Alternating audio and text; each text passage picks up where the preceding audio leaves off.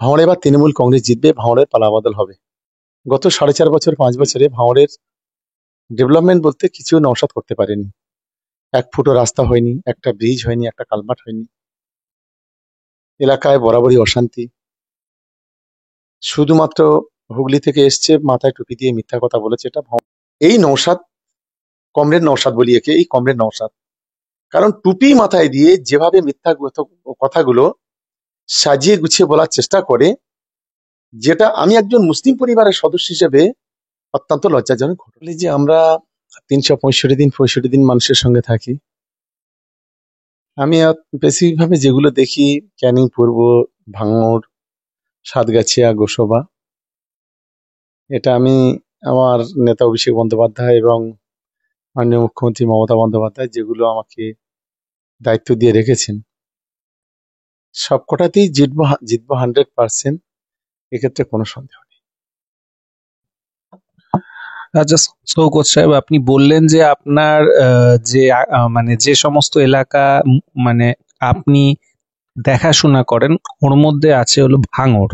এবার সে ভাঙড় কিন্তু আগেরবার আপনারা হেরে গেছিলেন, এবং হেরে গেছিলেন নওশাদ সিদ্দিকীর কাছে।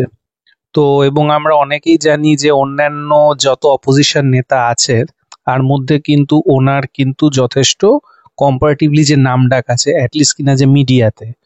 তো তাহলে কি আপনি কি বলবেন যে এবারের নির্বাচনে ভাঙড়েও নওশাদকে আপনি হারাতে পারবেন? দেখুন, আমি একদম আবার কনফিডেন্স নিয়ে বলছি যে ভাঁড়ে বা তৃণমূল কংগ্রেস জিতবে, ভাঁড়ের পালাবদল হবে। যদি বলেন কেন, আপনি যদি দেখেন যে 2021 নির্বাচনের পর গত 4.5 বছর 5 বছরে ভাঁড়ের ডেভেলপমেন্ট বলতে কিছু নওশাদ করতে পারেনি। এক ফুটো রাস্তা হয়নি, একটা ব্রিজ হয়নি, একটা কালভার্ট হয়নি। এলাকায় বরাবরই অশান্তি। শুধুমাত্র হুগলি থেকে এসছে, মাথায় টুপি দিয়ে মিথ্যা কথা বলেছে, এটা ভাঁড়ের মানুষ অবগত। এবং যেটুকু ডেভেলপমেন্ট হয়েছে সেটা তৃণমূল কংগ্রেসের দ্বারা সেটুকু ডেভেলপমেন্ট হয়েছে। ফলে ভাঁড়ের মানুষ উন্নয়ন চায়, ভাঁড়ের মানুষ কাজ চায়। সেই বাস্তবতাকে সামনে নিয়ে আমরা 2024 সালে যে লোকসভা নির্বাচন, সেই লোকসভা নির্বাচনে আমরা পথে নামি। মানুষ আমাদেরকে গ্রহণ করে এবং যার ফলস্বরূপ ভাঁড়ে আমরা বিজেপি থেকে 87,000 এবং আইএসএফ এর থেকে 42,700 ভোটে আমরা এগিয়ে যাই, লিড পাই। এবং লোকসভা নির্বাচনের পরে আইএসএফ থেকে অনেক পঞ্চায়েত সদস্য, সমিতি সদস্য বা সাধারণ কর্মী, সাধারণ মানুষ যারা আছে, তারাও তৃণমূল কংগ্রেসে যোগ দেয়। ফলে সেই বাস্তবতাকে সামনে রেখে আমার মনে হয়েছে যে ভাঁড়ে আমরা 2021 সালে আমরা জিতবো এবং এই সিটটাকে মমতা বন্দ্যোপাধ্যায়কে উপহার দিতে পারবো। আচ্ছা, একটা কথা কিন্তু আমরা কিছুদিন আগেই, আমরা এর আগের মাসে যেটা কিনা সবার সামনে দেখলাম, সেটা হলো প্রায় 22টা মুসলিম দলের জোট একটা তৈরি হয়েছিল এবং তারা একটা ধর্ণা মঞ্চ করেছিল মূলত ওয়াকফ এবং এসআইআর এর বিরুদ্ধে বলে। এখন সেখানে তারা লাগাতার ভাবেই এই অভিযোগটা করে এসছিল যে মমতা ব্যানার্জি ওপেনলি বলেছে যে ওয়াকফ বিরোধী আন্দোলন নাকি এই মাটিতে করা যাবে না, পশ্চিমবঙ্গের মাটিতে যদি করতে হয় তাহলে নাকি যে দিল্লিতে গিয়ে করতে হবে। এবং একে কেন্দ্র করে বলা হয়েছে যে মমতা ব্যানার্জির যে আস্তে আস্তে যে ধরনের নীতি নিচ্ছেন সেগুলো আদৌ কিন্তু মুসলিম ফ্রেন্ডলি নয়। এই প্রসঙ্গে আপনি কি বলবেন? দেখুন, প্রথম বলি, মমতা বন্দ্যোপাধ্যায়ের এই যে বিষয়টা, যেটা ওয়াকফ নিয়ে, তার কথাটাকে বিকৃত করা হয়েছে। আপনাদের সকলেই মনে থাকবে, প্রথম যখন এনডিএ সরকার এই বিলটা অ্যাসেম্বলি পার্লামেন্টে নিয়ে আসে, প্রথম প্রতিবাদ করেছিল তৃণমূল কংগ্রেস, সঙ্গে ছিল কংগ্রেস, সমাজবাদী পার্টি ইত্যাদি ইত্যাদি। লোকসভার স্পিকার একটা কমিটি করতে বাধ্য হয় এবং সেই কমিটিতে তৃণমূলের প্রতিনিধি ছিল সাংসদ কল্যাণ বন্দ্যোপাধ্যায়। এবং সেই কমিটি মিটিংয়ে আপনারা জানেন যে বিজেপি সাংসদদের সঙ্গে তার যে হাতাহাতি, তারপরে সেটাতে রক্তারক্তিতে পৌঁছে যায়, এটা মিডিয়ার মাধ্যমে সারা দেশ, সারা বাংলা দেখেছে। তারপরে যখন এটা পার্লামেন্টে আলোচনা হয় 3 দিন ধরে, এবং আলোচনার পর রাত 3টে পর্যন্ত যখন এটা নিয়ে ভোটাভুটি হয়, সেখানে অভিষেক বন্দ্যোপাধ্যায়ের নেতৃত্বে সমস্ত সাংসদরা উপস্থিত ছিলেন।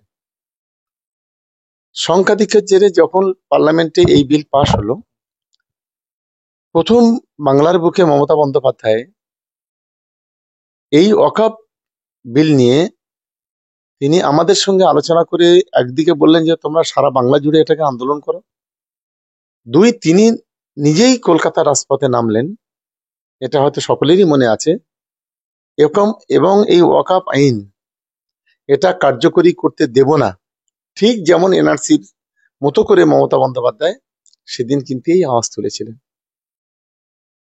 পরবর্তীকালে দেশের সর্বোচ্চ আদালত এটাকে স্টে করে দেয়, কেসটা স্টে করে দেয়। এইটা হওয়ার পরে আন্দোলনটা অনেকটা স্থগিত হয়। কিন্তু তারপরে আমি দেখলাম যে 5 মাস পরে 6 মাস পরে নিজের টিআরপি বাড়ানোর জন্য কিছু মুসলিম সংগঠনের হাতে পায়ে ধরে হঠাৎ করে ভাঙড়ের যিনি ভদ্রলোক বিধায়ক আছেন, ইনি ধর্মতলায় পুলিশের অনুমতি ছাড়া, রাজ্য প্রশাসনের অনুমতি ব্যতীত তিনি সেখানে হঠাৎ করে একটা মঞ্চ বাঁধা শুরু করলেন বা ধর্ণা দেওয়ার কথা বললেন। পুলিশ যথারীতিভাবে পদক্ষেপ নিয়েছে। ফলে এই যে বাজার গরম করার যে বিষয়টা আছে, যেটা মমতা বন্দ্যোপাধ্যায় যে কথাটা বলেছিলেন যে এই আইনটা কেন্দ্রীয় সরকার তৈরি করেছে, এই আইনটা পশ্চিমবঙ্গ সরকার তৈরি করেনি। ফলে এটাকে নিয়ে কেন বাংলাতে এই অশান্তি অরাজকতা কেন, তার দুটো কারণ ছিল। এক, মালদাতে আপনারা জানেন এই ঘটনাকে কেন্দ্র করে প্রচুর ঘরবাড়ি পোড়ানো এবং 2 জন খুন। 2, ভাঙড়ে পুলিশকে মাথায় লাঠি মারা, রক্ত ঝরানো এবং কয়েকটা গাড়ি পুড়িয়ে দেওয়া। এই ইস্যুগুলো থেকে মমতা বন্দ্যোপাধ্যায় এই কথাটা বলতে চেয়েছিলেন, যেটা কেন্দ্রের আন্দোলন, কেন্দ্রের বিরুদ্ধে যান, বাংলাতে যেমন হচ্ছে তাহলে কেন্দ্রে গিয়ে দিল্লিতে গিয়ে আন্দোলনটা করো না। এটাই ছিল মূল বিষয়, কিন্তু সেটাকে একটা অপব্যাখ্যা করে মানুষকে বোঝানোর চেষ্টা করা হয়েছে। এসআইআর নিয়ে নওশাদ সিদ্দিকী বলছে এসআইআর নিয়ে কোনো ভয় নেই, উনি কবর দেখাচ্ছেন, দাদুর কবর, কিন্তু নির্বাচন কমিশন কি কবর দেখে ছাড় দেবে? দেখুন, আমরা প্রথম দিন থেকে বলেছি এই নওশাদ হচ্ছে বিজেপির সবচাইতে এই মুহূর্তে বড় দালাল। বিজেপি চাইছে এসআইআর, নওশাদও চাইছে এসআইআর। কিন্তু আমি দেশের সর্বোচ্চ আদালতকে সম্মান জানিয়ে বলি যে বিহারে যে ঘটনা ঘটলো তার পরিপ্রেক্ষিতে পার্লামেন্টে যেভাবে প্রতিবাদ প্রতিরোধ গড়ে উঠলো এবং দেশের সর্বোচ্চ আদালত সেটাকে যে আধার কার্ডের যে মান্যতা দিল, এটা আমাদের কাছে বড় পাওনা। উনি কি সত্যি বিজেপির হয়ে প্রচার করছেন? এটা তো সরাসরি আমি বলবো যে মুখ আর মুখোশ, এই দুটোকে আলাদা আলাদা করলেই বিষয়টা ক্লিয়ার হয়ে যাবে। আসলে এক কথায় বিজেপির দালালতি করা ছাড়া, বিজেপির হয়ে প্রচার করা ছাড়া দ্বিতীয় কোনো বিষয় এর মাথায় নেই। তাই তো আজকের এসআইআর হয়ে আজকে কিন্তু এই দালালতি করছে। আপনি ঠিকই বলেছেন, কবর বলি আর মসজিদ বলি আর মন্দির বলি আর শ্মশান বলি, এদিকে দেশের আইন এগুলো দেখে চলে না। এসআইআর এর যে ইস্যুগুলো আছে সেই ইস্যুগুলোতে যেমন আধার কার্ড যদি বাধ্যতামূলক না হতো, এই বাংলাতেও বিহারে গেছিল 52 লাখ, আর বাংলাতে 1 কোটি লোক এখান থেকে বাংলাদেশে পালিয়ে যেতে হতো, যেটা আজকের বিরোধীদের চাপে, আজকে বিরোধীদের লড়াইয়ে আজকে দেশের সর্বোচ্চ আদালত সঠিক সিদ্ধান্ত নিয়েছে বলে আমি মনে করছি। বিজেপি আরএসএস যেভাবে রাজনীতি করে ধরেছিল, নওশাদ সিদ্দিকীকে দেখলাম ধর্মীয় মঞ্চ থেকে তিনি একজন রাজনীতি করছেন, এটা কিভাবে? দেখুন, আমি বিজেপির কথা প্রথম বলি, প্রথম তো জয় শ্রীরাম বলছিল, এখন আবার জয় মা দুর্গা, জয় মা কালী বলছে। মানে ঠেলার নাম বাপ, গ্রামে একটা কথা আছে। আজকের বিজেপির অবস্থা সেই জায়গায় পৌঁছে গেছে। আর দ্বিতীয়ত, এই যে আপনি যার নামটা বললেন ভাঙড়ের বিধায়ক, এর নাম বলতে আমার ঘৃণা হয়। এ এক, ফুরফুরা শরীফকে ঢাল করে রাজনীতি করতে চাইছে। 2, ভাঙড়ের শুভবুদ্ধি ভাঙড়ের সাধারণ মানুষ যারা আছে, যারা একটু লেখাপড়া কম শিখেছে, যারা একটু অজ্ঞ, তাদেরকে ব্যবহার করে এবং মিথ্যা কথাকে কাজে লাগিয়ে এই ধরনের ঘটনাগুলো ঘটাতে চাইছে। আমি একটা ঘটনা বলি, আমার ইতিহাস পড়েছিলাম, আপনারা সকলেই জানেন যে বিশ্বের জার্মান বলে যে দেশ, সেই দেশের একজন নেতা ছিলেন হিটলার। সে ক্ষমতা দখল করার চেষ্টা করেছিল সারা পৃথিবীতে, এটা সকলেই জানে, ইতিহাসে আছে। কিন্তু ওর একজন সেক্রেটারি ছিল যার নাম ছিল মিস্টার গোয়েবলস। এই গোয়েবলসের কাজ ছিল মিথ্যা কথাগুলো এমন ঢঙে, এমন সাজিয়ে গুছিয়ে বলতো, একটা সময় সেটা মানুষ সত্যি বলে মনে করতো। তা আমি মনে করি আজকে দিনে বাংলার গোয়েবলস হচ্ছে এই নওশাদ, কমরেড নওশাদ বলি একে, এই কমরেড নওশাদ। কারণ টুপি মাথায় দিয়ে যেভাবে মিথ্যা কথাগুলো সাজিয়ে গুছিয়ে বলার চেষ্টা করে, যেটা আমি একজন মুসলিম পরিবারের সদস্য হিসেবে অত্যন্ত লজ্জাজনক ঘটনা। তাই আমি মনে করি যে ধর্মীয় ভাবাবেগ তৈরি করে কিছুদিনের জন্য হয়তো ক্ষমতা দখল করা যায়, বেশি দিন ক্ষমতা দখল করা যায় না। সেটা যদি হতো তাহলে মুসলিম লীগ একটা সময় প্রায় 16টা সিট জিতেছিল। তার পরের বারতে তাদের আর টিকি দেখতে পাওয়া যায়নি। একবার নওশাদকে মানুষ ধর্মীয় ভাবে ভোট দিয়েছিল এবং অনেক প্রতিশ্রুতির বন্যা বইয়েছিল, সেই জন্য হয়তো মানুষ ভোট দিয়েছিল। কিন্তু এবারে আর ভাঁড়ে মানুষ কিন্তু একে ভোট দেবে বলে আমার অন্তত আশা করছি। আচ্ছা, এবার যখন এসআইআর এর প্রসঙ্গ যখন উঠলো, এবার আমি একটু আপনার কাছে জানতে চাইবো যে আপনার যে দল আছে তৃণমূল কংগ্রেস, এবং আপনার যে বক্তব্য কি এসআইআর নিয়ে। না, এসআইআর এর আমরা তীব্র বিরোধী। এসআইআর নিয়ে বিরোধী এই কারণে, দেখুন 1947 সালের পর বা 1950 সালের পর দেশের সংবিধান রচিত হওয়ার পর আজ পর্যন্ত দেশের 15 জন 16 জন প্রধানমন্ত্রী এসছে, কিন্তু কাউকে এসআইআর করতে হয়নি, কাউকে এনআরসি করতে হয়নি, কাউকে সিএ করতে হয়নি, কাউকে নোটবন্দি করতে হয়নি। এবং এই স্বাধীনতার পর কোন সরকার এই কালো টাকা ফিরিয়ে আনবো, 15 লক্ষ করে টাকা দেব, এই ধরনের প্রতিশ্রুতিও কারো দিতে হয়নি। ফলে ওরা যে স্বপ্ন যেটা দেখছে, ওরা এসআইআর করবে এটা আমরা জানি, কিন্তু এসআইআর হলে এক্ষেত্রে তৃণমূল কংগ্রেসের কোনো জায়গায় ঘাটতি হবে বলে আমি অন্তত। আচ্ছা, ওরা যদি এরকম যে লাগাতার কিছুদিন আগে আমাদের মাননীয় রাহুল গান্ধী যেটা বলেছে যে কর্ণাটকের একটি বিধানসভা আসনে অ্যানালাইসিস করে দেখিয়েছে যে কিভাবে তারা মানে যে বিজেপি হয়ে ইলেকশন কমিশন কাজ করেছে, সেটা তো এক্ষেত্রেও হতে পারে। সেটা আপনারা কি আটকাতে পারবেন? দেখুন, এটা হচ্ছে বাংলা, এটা হচ্ছে কর্ণাটক নয়, এটা হচ্ছে গুজরাট নয়। এবং বিশেষ করে সেন্ট্রাল ইলেকশন কমিশন যে বিজেপির হয়ে কাজ করবে এটা কারোর অজানা নয়। সেন্ট্রাল ইলেকশন কমিশন তার ছোট্ট উদাহরণ ইতিমধ্যে তুলে ধরেছে, একজন এআরও এবং একজন এইআরও বোধহয় সম্ভবত, তাদেরকে সাসপেন্ড করে। মানে ওরা যত রকম শক্তি আছে সাঁড়াশি আক্রমণ করবে বাংলার উপরে রাষ্ট্রীয় মদতে, এটা আমরা জানি। কিন্তু এটাকে মাথায় রেখে আমাদের বাংলায় লড়তে হবে আগামী।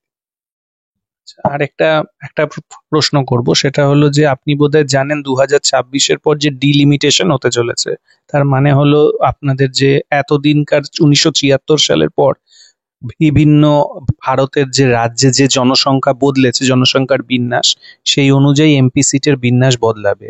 এবং এটা যদি হয় তাহলে 2026-এর পর যে 2029-এর নির্বাচন হবে, সেখানে কিন্তু হিন্দি হার্টল্যান্ডের যে প্রভিন্সগুলো আছে, মানে ইউপি, বিহার, রাজস্থান, মধ্যপ্রদেশ, এদের যে এমপি শেয়ার বেড়ে যাবে, আর অন্যদিকে ওয়েস্ট বেঙ্গল, তামিলনাড়ু, অন্ধ্রপ্রদেশ, এদের এমপি শেয়ার কমে যাবে। তো এই ডিলিমিটেশন 2026 নিয়ে আপনার এবং আপনার দলের বক্তব্য যদি আপনি বলেন, খুব ভালো হয়। দেখুন, ডিলিমিটেশনের মাধ্যমে এই যে আপনি যেটা বললেন যে ইউপি থেকে হিন্দু বলয়গুলো যেগুলো আছে সেগুলো বাড়বে আর আমাদের দিকে কমবে। কিন্তু বর্তমানে আপনি দেখুন যে গত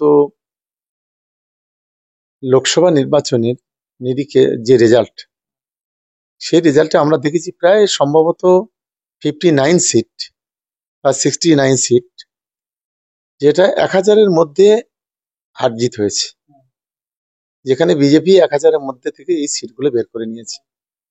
আজকের হিন্দু বলয় বলি আর উত্তর পূর্ব ভারত বলি বা দক্ষিণ পূর্ব ভারত বলি, আজকে বিজেপি থেকে কিন্তু মানুষ আজকে মুখ ফিরিয়ে নিচ্ছে। মানুষ কিন্তু বিজেপির যে ধর্মীয় সাম্প্রদায়িকতা, যে উগ্র হিন্দুত্ব, এই বিষয়টাকে মানুষ কিন্তু গ্রহণ করছে না। এবং আপনি দেখুন আমাদের প্রতিবেশী যতগুলো দেশ আছে, যদি ভারতের আশেপাশে দেশগুলো দেখুন, বাংলাদেশ বলি, পাকিস্তান বলি, মায়ানমার বলি, নেপাল বলি, ভুটান বলি, যে দেশগুলো আছে, চীন বলি, আজকে এই কবছরে 2014 পরে প্রতিটা দেশ আমাদের বিরোধী, শত্রুতে পরিণত করে ফেলেছে। ফলে আমি আশা করছি যে আগামী দিনে বিজেপির অস্তিত্ব বিলীন হবে। যত ডিলিমিটেশন করুক আর যত যাই করুক না কেন, আগামী দিনে একটা ধর্মনিরপেক্ষ সরকার ভারতবর্ষে তৈরি হবে। জনবিন্যাস বদলানো, নোংরা খেলা চলছে। অনুপ্রবেশকারী মুক্ত দেশ গড়বে, যারা অনুপ্রবেশকারীদের বাঁচাবে তাদের এই দেশে ক্ষমা করবে না। আসামের সভা থেকে করা বার্তা যেমন প্রধানমন্ত্রী তো লজ্জা থাকা উচিত যে আজকে যদি অনুপ্রবেশ হয়, যদি এখানে যদি বহিরাগতরা কেউ যদি আমাদের দেশে আসে, সে বাংলাদেশ থেকে আসুক, পাকিস্তান থেকে আসুক, চীন থেকে আসুক, যেখানে এর দায়িত্বটা কার? সেন্ট্রাল সিকিউরিটি ফোর্স যারা আছে, বর্ডার সিকিউরিটি ফোর্স যারা আছে, তারা কি করছে? তার মাথায় কে বসে আছে? তার মাথায় বসে আছে অমিত শাহ। তাহলে দায়ভার তো তার। আমরা মনে এই কথা বলার আগে আমার মনে হয় যে আগে নরেন্দ্র মোদী পদত্যাগ করা উচিত বলে আমি অন্তত মনে করি। কারণ নিজে ব্যর্থ সেইটা স্বীকার করছে না, যারা এটাকে প্রশ্রয় দেবে, এটা তো আমরা দেখছি বেশ কিছুদিন ধরে। হয়তো যে ঘটনাগুলো আজকের কেন্দ্রীয় সরকারের মদতে, রাষ্ট্রীয় মদতে ঘটছে, এটা সম্পূর্ণ পরিকল্পিত বলে আমি মনে করি। আমি আমি একটা ঘটনা বলি, যেটা আমাদের ভারত পাকিস্তান যুদ্ধ, যে কাশ্মীরের যে ঘটনাটা ঘটলো, 26 জন মানুষ, হিন্দু মানুষ, তাদেরকে দেখে দেখে গুলি করে খুন করা হলো।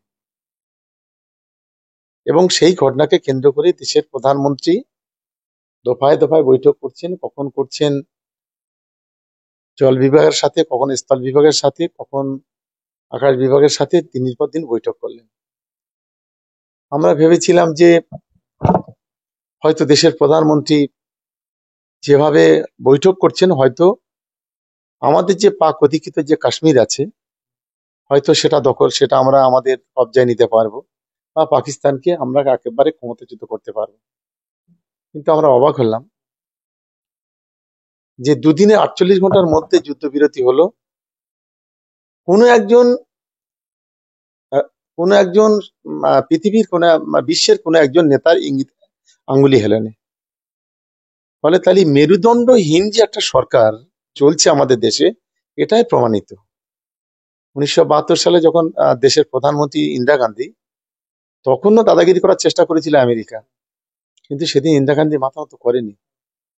আজকের যে সরকারটা চলছে, আজকের দেশের প্রধানমন্ত্রী যিনি, একটা অযোগ্য প্রধানমন্ত্রী, অশিক্ষিত প্রধানমন্ত্রী, এবং যার কোনো দম নেই, একটা বিশ্বের নেতাদের পাচাটা গোলাম বলে আমি অন্তত মনে করি।